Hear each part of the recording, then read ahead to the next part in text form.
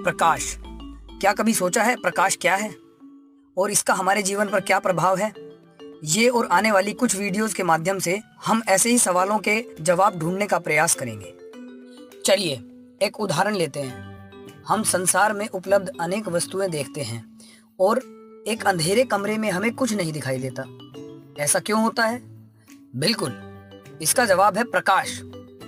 दिन के समय सूर्य से आने वाले प्रकाश को वस्तुएं परावर्तित करती हैं, जिसे अंग्रेजी में रिफ्लेक्शन कहते हैं। जब ये परावर्तित प्रकाश हमारी आंखों पर पड़ता है, तब हम ये वस्तुएं देख पाते हैं। दर्पण द्वारा प्रतिबिंब बनना, तारों का टिमटिमाना, चांद का रात में चमकना, बारिश के बाद इंद्रधनुष का दिखना, ये सब प्रकाश के कारण ही मुमकिन है।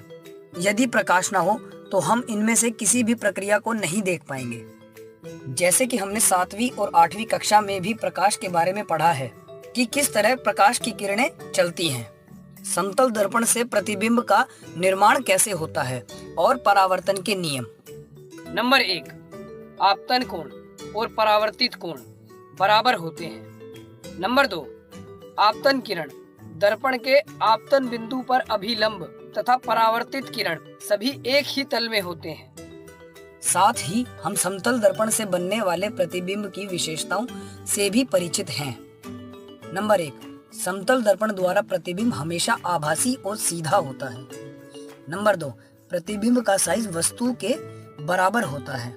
नंबर 3, प्रतिबिंब दर्पण के पीछे उतनी ही दूरी पर बनता है जितनी दूरी पर दर्पण से वस्तु रखी हो। नंबर 4, और प्रतिबिंब पार्श्व परावर्तित या लिटरली इन्वर्टेड होता है। यदि समतल दर्पण की जगह गोलीय दर्पण लिया जाए तो क्या प्रतिबिंब की विशेषताओं में कुछ बदलाव आएगा? आइए इस क्रियाकलाप के जरिए गोलीय दर्पण को समझने की कोशिश करते हैं। मेरा नाम राहुल है और आज मैं इस चमकदार बड़े चम्मच की मदद से अपने प्रतिबिंब को समझूंगा। अरे, मैं जैसे जैसे चम्मच को दूर लेके जा रहा हूँ वैसे वैसे प्रतिबिंब का साइज छोटा होता जा रहा है। और ये क्या, मेरा प्रतिबिंब इस चम्मच में उल्टा क्यों नज़र आ रहा है? यदि मैं चम्मच को पलट कर देखूं तो क्या होगा? यहाँ भी प्रतिबिंब का साइज छोटा होता जा रहा है, परंतु है सीधा, पहले केस की तरह उल्टा नहीं। क्या आप सोच सकते हैं कि राहुल के साथ ऐसा क्यों हुआ होगा? यदि हम देखें तो चम्मच का आकार गोल है, समतल नहीं। इस चम्मच की तरह जिन दर्पण का परावर्तक पृष्ठ गोलीय होता है वो गोलीय दर्पण कहलाते हैं। प्रतिबिंब का छोटा और उल्टा दिखना गोलीय दर्पण की विशेषताओं में से 2 विशेषताएं हैं। ये गोलीय दर्पण कहाँ से आते हैं? एक बड़ा गोला क्षेत्र को लीजिए और उसे इस तरह से काट दीजिए कि हमें गोलीय चाप जैसा आकार मिले। इस आकार को 2 तरह से पॉलिश कर दर्पण बनाया जा सकता है। यदि गोलीय दर्पण का परावर्तक पृष्ठ अंदर की ओर और गोले के केंद्र के अंदर झुका हो तब ये अवतल दर्पण कहलाता है। इसे हम इंग्लिश में कॉन्केव मिरर बोलते हैं। साथ ही जिस दर्पण का पृष्ठ बाहर की ओर झुका हो तब वो उत्तल दर्पण कहलाता है। इसे हम इंग्लिश में कन्वेक्स मिरर बोलते हैं। चलिए एक और क्रियाकलाप से गोलीय दर्पण को समझने की कोशिश करते हैं। हेलो दोस्तों, मैं फिर आ गया। अब मैं आपको एक क्रियाकलाप करके दिखाऊंगा, जिसे करने के लिए मुझे एक अवतल दर्पण और एक कागज की आवश्यकता पड़ेगी। यदि मैं अवतल दर्पण को सूर्य की ओर इस तरह रखूं कि सूर्य से आने वाला प्रकाश अवतल दर्पण पर गिरे और दर्पण से परावर्तित किरणें मेरे हाथ में लगे कागज पर। कागज को तब तक आगे और पीछे करते रहें जब तक कागज पर प्रकाश का तेज बिंदु प्राप्त ना हो जाए। कुछ समय तक कागज और दर्पण को इसी तरह रखने से कागज सुलगने लगेगा। कागज से धुआं निकलता नजर आएगा। ऐसा क्यों हुआ होगा? ऐसा इसलिए हुआ है कि सूर्य से आने वाले प्रकाश को अवतल दर्पण ने एक जगह केंद्रित किया, जिस बिंदु को विज्ञान की भाषा में अवतल दर्पण का मुख्य फोकस भी कहा जाता है। अवतल दर्पण के मामले में मुख्य फोकस दर्पण के सामने की ओर रहता है और उत्तल दर्पण के मामले में पीछे की ओर। जैसा कि हम जानते हैं कि गोलीय दर्पण एक गोले क्षेत्र का भाग होता है, तो उस गोले के केंद्र को दर्पण का वक्रता केंद्र या सेंटर ऑफ कर्वेचर भी कहा जाता है।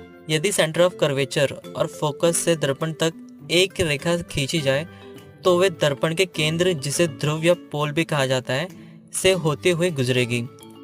इस रेखा को मुख्य अक्ष या प्रिंसिपल एक्सिस कहते हैं और वक्रता केंद्र से पोल तक की दूरी को वक्रता त्रिज्या या रेडियस ऑफ कर्वेचर कहते हैं। फोकस से पोल तक की दूरी को फोकस दूरी या फोकल लेंथ कहते हैं।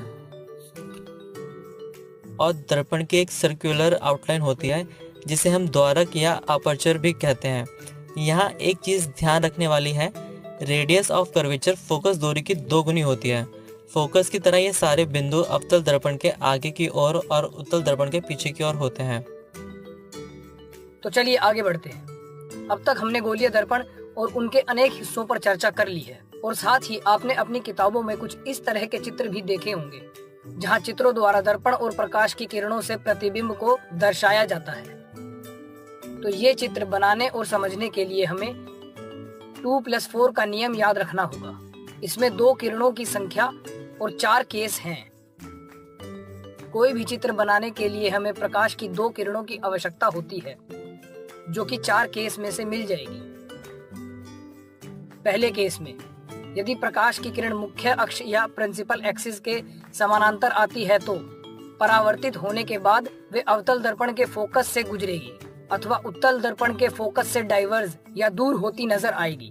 दूसरे केस में यदि प्रकाश की किरणें अवतल दर्पण के फोकस से गुजरेगी या उत्तल दर्पण के फोकस की ओर जाती नजर आएगी तो वे परावर्तित होने के बाद मुख्य अक्ष या प्रिंसिपल एक्सिस के समानांतर जाएगी। तीसरे केस में यदि प्रकाश की किरणें अवतल दर्पण के वक्रता केंद्र या सेंटर ऑफ कर्वेचर से गुजरेगी या उत्तल दर्पण के सेंटर ऑफ कर्वेचर की ओर जाती नजर आएगी तो वे परावर्तित होने के बाद उसी रास्ते से वापस चली जाएगी। चौथे केस में यदि प्रकाश की किरणें तिरछी दिशा में ध्रुव या पोल पर पड़ेगी तो वे तिरछी दिशा में ही मुख्य अक्ष या प्रिंसिपल एक्सिस के बराबर का कोण बनाते हुए परावर्तित हो जाएगी। उत्तल दर्पण से प्रतिबिंब कैसे बनता है उसके लिए हम एक क्रियाकलाप करके देखेंगे। उत्तल दर्पण के प्रतिबिंब को समझने के लिए एक उत्तल दर्पण और एक पेंसिल की आवश्यकता होगी। एक हाथ में दर्पण को इस तरह पकड़ें और दूसरे हाथ में पेंसिल को दर्पण के सामने रखें। अब दर्पण में ध्यान से देखें। हमें एक छोटा और सीधा प्रतिबिंब दिखाई देगा और जैसे जैसे पेंसिल पोल के नजदीक जाती रहेगी प्रतिबिंब फोकस से पोल के करीब आता नजर आएगा, लेकिन रहेगा हमेशा छोटा ही। तो ये निष्कर्ष निकाला जा सकता है कि उत्तल दर्पण हमेशा छोटा और सीधा प्रतिबिंब बनाता है। यदि रेखा चित्र की बात करें तो उत्तल दर्पण में 2 ही केस बनते हैं। पहला, ऑब्जेक्ट की स्थिति अनंत पर। यदि ऑब्जेक्ट अनंत पर रखा हो तो रेखाएं प्रिंसिपल एक्सिस के समानांतर चलेंगी और दर्पण पर गिरकर डाइवर्ज हो जाएंगी और प्रतिबिंब दर्पण के पीछे बनता प्रतीत होगा, जिसका साइज बहुत छोटा होगा और प्रकृति में आभासी और सीधा होगा। दूसरे केस में ऑब्जेक्ट की स्थिति अनंत और ध्रुव या पोल के बीच में होगी। इस केस में भी प्रकाश की रेखाएं परावर्तित होने के बाद डाइवर्ज तो होंगी, लेकिन 2+4 के नियम से देखा जाए तो प्रतिबिंब दर्पण के पीछे ध्रुव और फोकस के बीच बनता प्रतीत होगा। यहाँ भी प्रतिबिंब साइज में छोटा और प्रकृति में आभासी और सीधा रहेगा। छोटा और सीधा प्रतिबिंब बनाने के कारण उत्तल दर्पण गाड़ियों के रेयर व्यू दर्पण के तौर पर उपयोग किए जाते हैं। तो इस वीडियो के माध्यम से हमने जाना कि परावर्तन क्या होता है और साथ ही गोलीय दर्पण किस प्रकार का परावर्तन करते हैं। साथ ही हमने उत्तल दर्पण द्वारा परावर्तन को देखा और सीखा। आने वाली वीडियो में हम अवतल दर्पण द्वारा परावर्तन को जानेंगे।